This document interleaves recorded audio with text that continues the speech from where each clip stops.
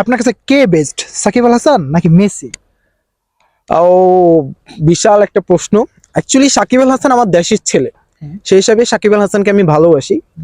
কিন্তু যদি আপনি প্লেয়ারের দিক থেকে বলেন বা ব্যক্তিত্বের দিক থেকে বলেন তাহলে অবশ্যই মেসি সেরা।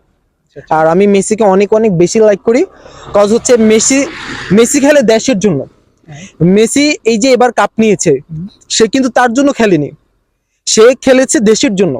এবং মেসির যতগুলো রেকর্ড পর্যন্ত আছে, মেসি যা কিছু করেছে সবকিছু দেশের জন্য করেছে। আর আমাদের বাংলাদেশের যে সাকিব আল হাসান, সে যা কিছু করেছে নিজের স্বার্থের জন্য করেছে, দেশের জন্য কিছুই করেনি।